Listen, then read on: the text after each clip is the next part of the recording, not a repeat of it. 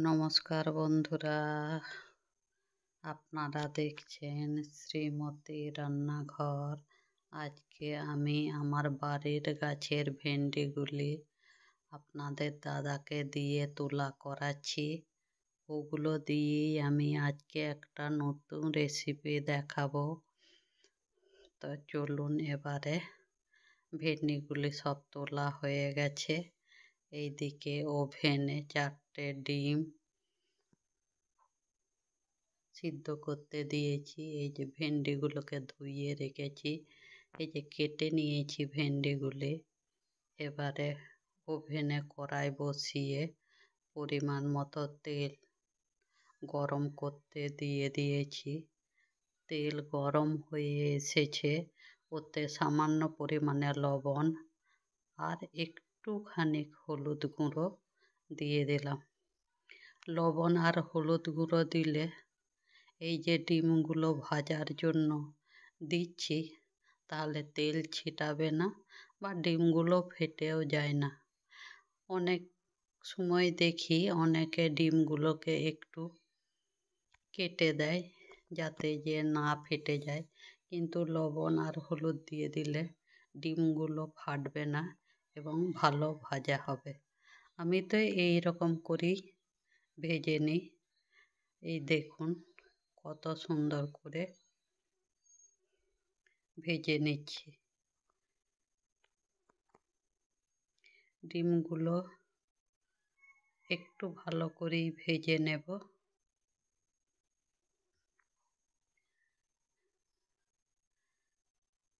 এই যে ডিমগুলো প্রায় ভাজা হয়েই গেছে। যাতে সব দিকটা সমান করে ভাজা হয়, সেই জন্য আমি একটু সময় নিয়েই নাড়িয়ে নিচ্ছি।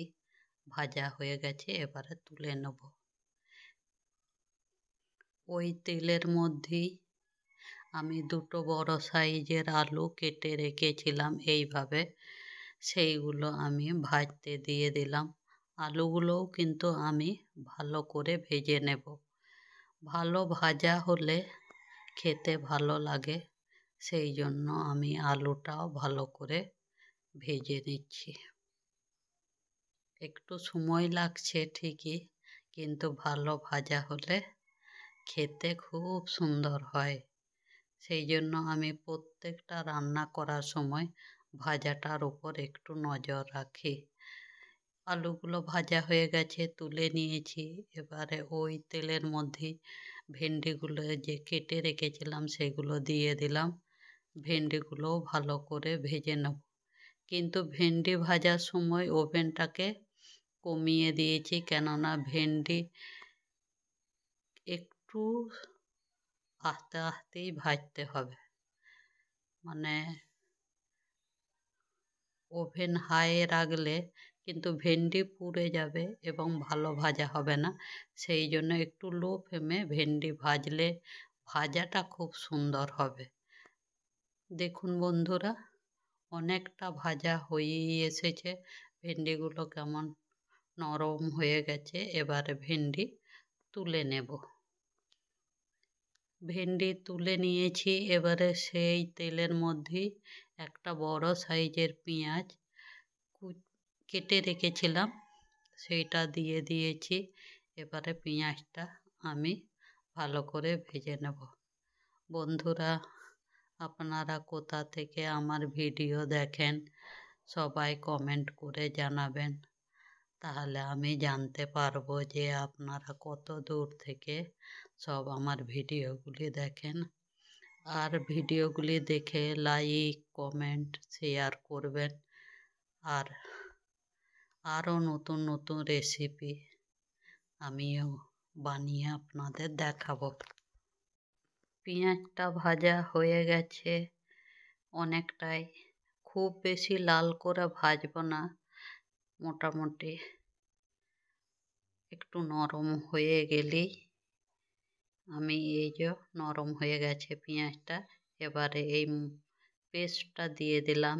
এই পেস্টটা হচ্ছে আদা, রসুন, টমেটো, কাঁচা লঙ্কা একসাথে মিক্সিতে বেটে নিয়েছি।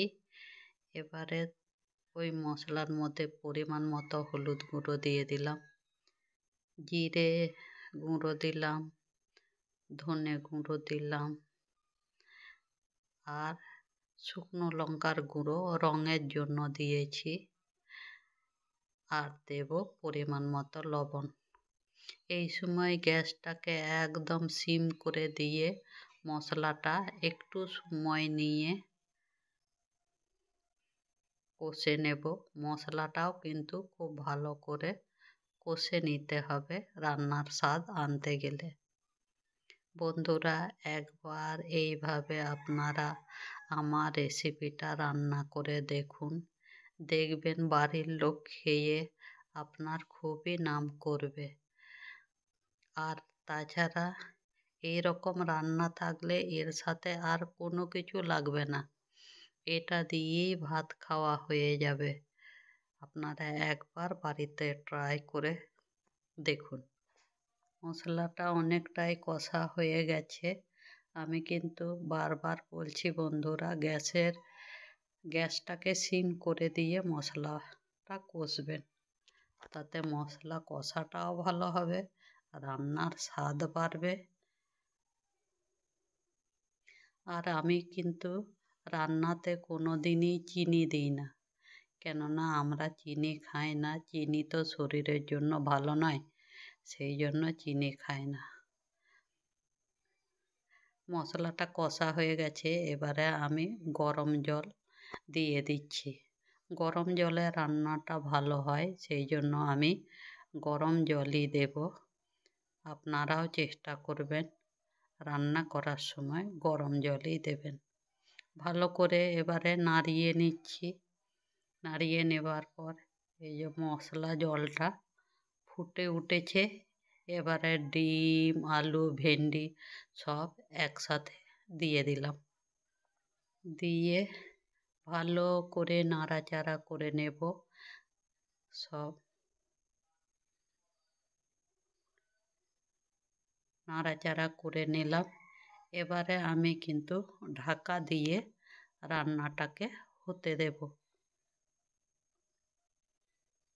কিছুক্ষণ বাদে ঢাকা খুললাম, খুলে দেখুন কত সুন্দর কালার এসেছে, এবং ঝোলটা একটু বেশি আছে, আমি ঝোল রাখবো না, তাই এই যে ফুটছে, দেখুন ঝোলটা মরে গেছে। এবারে আমি পরিমাণ মতো গরম মশলা দিয়ে ভালো করে নাড়িয়ে নিলাম।